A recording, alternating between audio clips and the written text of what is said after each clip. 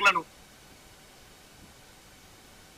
నగరి రోజా గారి ఇంటికి పోయి తెలంగాణ నీళ్లతోటి రాయలసీమను రతనాల సీమ చేసి వస్తా అని చెప్పినటువంటి కేసీఆర్ ఓవైపు ఉంటే ఇలా కృష్ణా నదిలో మాకు రావాల్సినటువంటి 588 టీఎంసీల వాటాను మేము తీసుకుంటాము అని చెప్పి మాట్లాడుతున్నటువంటి గౌరవ ముఖ్యమంత్రి రేవంత్ రెడ్డి గారు మరోవైపు ఉన్నారు. ఇలా 7 మండలాలు తెలంగాణ ప్రాంతం నుంచి 7 మండలాలు ఆంధ్రాలో కలపడానికి అంగీకరించినటువంటి కేసీఆర్, అప్పటి ముఖ్యమంత్రిగా ఉన్నటువంటి ఆయన ఇవాళ 7 మండలాలు వాపసు తీసుకురావాలి, కృష్ణా నీళ్ళలో వాటా మనకు రావాలి. ఈ అన్నిటికీ కారకులు మీరే కదా. సాగు సంపినోడే శవం దగ్గర కూర్చొని ఏడిచినట్టుకుంది ఆయన కథ. ఇవాళ ఏపీతోని సత్సంబంధాలు దెబ్బతిని తెలంగాణ రాష్ట్ర ప్రజలకు ఏపీ ప్రజలకు మధ్య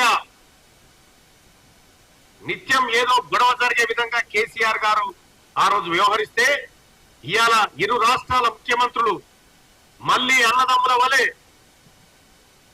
ఈ 2 రాష్ట్రాల ప్రజలు విడిపోయినప్పటికీ, భూభాగాలు విడిపోయినప్పటికీ కలిసిమెలిసి ఉండి అందరం ఒక తల్లి పిల్లలుగా ఉండాలని చూసుకుంటా ఉంటే ఇలా నేను అడుగుతా ఉన్నా, కాంగ్రెస్ పార్టీ